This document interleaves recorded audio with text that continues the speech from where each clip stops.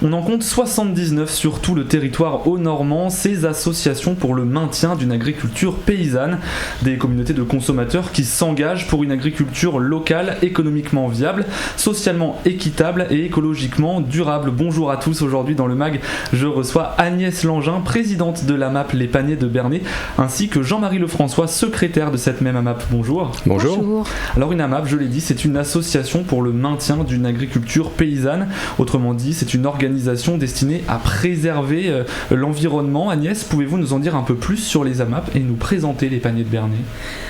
Alors, on va peut-être parler du concept d'abord. Donc, pour le maintien d'une agriculture paysanne, donc ça veut dire le maintien de petites fermes locales. Donc ça, c'est très important parce qu'une ferme qui disparaît, ça rejoint le dicton, quand on est mort, c'est pour longtemps. Une ferme qui disparaît, elle va à l'agrandissement et après, c'est perdu. Et l'agrandissement ne va pas en général pour faire des produits pour alimenter le voisinage, hein. Ça va pour les grandes cultures, l'exportation, etc. Donc, agriculture paysanne et de proximité, ça c'est important, c'est un autre P qu'on pourrait ajouter. La proximité, c'est un élément important qui permet d'établir un lien de confiance entre les producteurs d'un côté et les consommateurs d'un autre côté, l'association permettant simplement de faire le lien entre ces deux parties prenantes. Et Jean-Marie Lefrançois, concrètement, comment fonctionne une AMAP ? Alors, en règle générale, la plupart des AMAP sont basées sur la fourniture d'un panier de légumes. C'est souvent ce qui est la base des AMAP. Et en fonction des lieux et des endroits, viennent s'ajouter d'autres produits complémentaires. Et comment ça fonctionne ? Donc l'idée, c'est qu'effectivement, les consommateurs, ou les AMAPiens, comme on les appelle, s'engagent à acheter la production d'un maraîcher sur toute l'année. Et parfois aussi d'autres produits. Voilà, ça c'est le lien de confiance qui s'établit effectivement entre l'AMAPien et le producteur. Alors, les associations pour le maintien d'une agriculture paysanne sont destinées à favoriser une agriculture paysanne et biologique qui a du mal à subsister face à l'agro-industrie. Le principe est donc, vous l'avez dit, de créer un lien sans intermédiaire entre paysans et consommateurs qui s'engagent à acheter la production de celui-ci à un prix équitable et en payant par avance, puisqu'ils s'engagent à acheter les productions du producteur tout au long de l'année. Concrètement, quels sont les avantages d'une AMAP pour les consommateurs et pour les producteurs ? Alors pour le consommateur, il y a l'avantage peut-être d'avoir une certitude sur le prix, parce que les paniers sont négociés à l'avance, la valeur du panier de légumes, j'entends. Voilà, et surtout, c'est surtout pour le producteur que c'est intéressant, parce que lui sait qu'il va avoir au moins un chiffre d'affaires garanti. Et la plupart des producteurs ne travaillent pas qu'avec une seule AMAP. C'est-à-dire que parfois ils sont présents dans plusieurs AMAP sur le territoire de l'Eure par exemple, autour de chez eux. Voilà, donc ça leur permet de garantir un minimum de chiffre d'affaires. Agnès Langin, concernant les paniers de Bernay, depuis quand êtes-vous la présidente de cette association et pourquoi vous êtes-vous lancée dans cette aventure ? Alors je suis présidente depuis 2014. Précédemment, j'avais été secrétaire et puis trésorière. En fait, je me suis engagée dès le départ parce que j'étais convaincue qu'il était essentiel de sauvegarder les petites fermes de proximité, notamment en agriculture biologique. En 2007, quand on a commencé à se constituer, il y avait très peu d'agriculture biologique. Donc il fallait absolument que les consommateurs les soutiennent. Parce qu'au niveau des pouvoirs publics, il n'y a pas de soutien. Les primes, la PAC, etc., ça favorise les grandes exploitations. Alors, j'imagine donc que la cause environnementale vous tient à cœur. Pourquoi ? Absolument. Alors, l'AMAP, c'est le meilleur exemple des circuits courts. Il n'y a aucun intermédiaire. Tout l'argent payé par les consommateurs va aux producteurs. Il n'y a aucune marge, aucun frais de fonctionnement, etc. Donc ça, c'est important pour faire vivre les producteurs de façon un peu plus sereine. Donc c'est important sur le plan économique pour eux, c'est important sur le plan social, c'est important que les campagnes restent vivantes, qu'il y ait des habitants, enfants qui aillent dans les écoles des petits villages, etc. Donc ça, c'est l'aspect social. Et puis l'aspect environnemental. Au niveau de notre AMAP, on fait le maximum pour qu'il n'y ait aucun emballage. On récupère les papiers craft pour resservir pour le pain, les papiers craft des légumes, etc. On fait en sorte qu'il y ait le moins de gaspillage possible.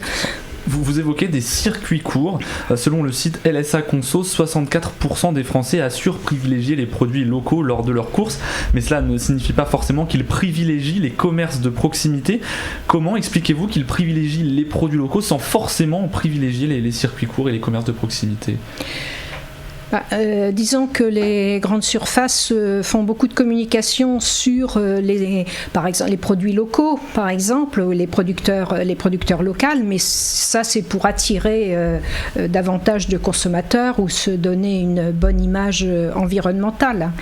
Mais c'est aussi pour répondre à un besoin des consommateurs. C'est-à-dire qu'en fait, les grandes surfaces sont très attentives à ce qui se passe sur le terrain et chez eux. Et ils ont bien senti effectivement que les jeunes consommateurs étaient attentifs à ça, au circuit court. Donc ils essaient effectivement de se donner une image et de privilégier des produits locaux eux aussi, parce que sinon ils voient bien qu'il y a une part du marché qui leur échappe. Et on le voit dans les nouveaux adhérents, dans notre AMAP, on voit bien que les jeunes trentenaires avec des enfants sont très sensibles à tous ces produits, à toute cette cause environnementale, à acheter local, à acheter près de chez eux, quoi. Ça, ils le sont. On le sent que c'est une demande du public. Et en quoi c'est important de pouvoir répondre à cette demande de circuits courts à travers les AMAP notamment ? Comme je le disais, quels sont les avantages d'une AMAP ? Vous parliez d'un lien entre le producteur et... Oui, l'avantage que moi j'y vois en tant qu'AMAPien moi-même, et je pense que c'est aussi le cas d'autres AMAPiens, c'est d'abord une autre forme de consommation, de sortir des circuits traditionnels, des grandes surfaces, et c'est aussi le fait d'avoir un contact direct avec le producteur. C'est-à-dire qu'avec le fromager qui va faire son fromage de chèvre, on le rencontre, on le connaît, on voit comment il travaille, on peut échanger avec lui.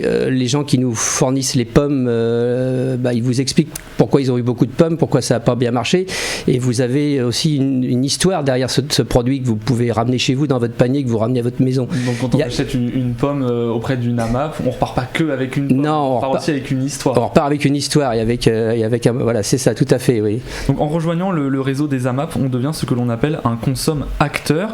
Pouvez-vous nous expliquer ce que cela signifie, Agnès ?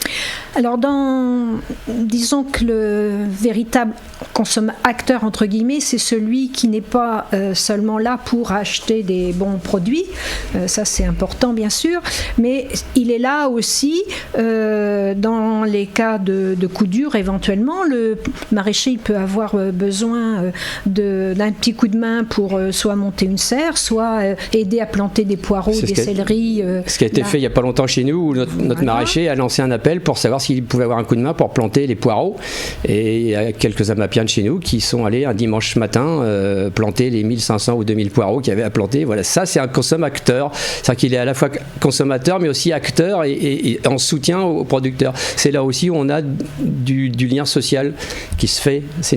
Voilà. Et je le disais au début de cette émission, 79 AMAP sur tout le territoire haut-normand, 155 producteurs qui livrent donc les AMAP, des agriculteurs qui pratiquent une agriculture respectueuse des hommes. Qu'est-ce que cela veut concrètement dire et comment le vérifiez-vous ? Alors, respectueuse des hommes, des agriculteurs eux-mêmes, parce que ce sont les premières victimes de tous les produits pesticides, insecticides, fongicides, etc. Et non pas phytosanitaires, comme on aime bien les appeler dans l'agrochimie. Donc, respectueuse de la santé des agriculteurs, des environnements, des écoles et de tous les riverains, et puis évidemment des consommateurs. Donc, ça, c'est le respect des hommes. Et pour terminer cette émission, très rapidement, on parlait de panier de légumes tout à l'heure. Quels sont les autres types de produits que l'on peut retrouver au sein de votre AMAP ?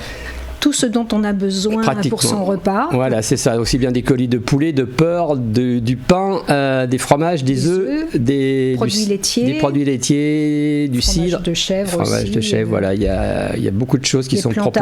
Des plantes aromatiques. Voilà, on a beaucoup de choses. Merci beaucoup Jean-Marie Lefrançois et Agnès Langin d'avoir accepté notre invitation sur Sensation. Je rappelle que vous êtes respectivement secrétaire et présidente de la MAP Les Paniers de Bernay.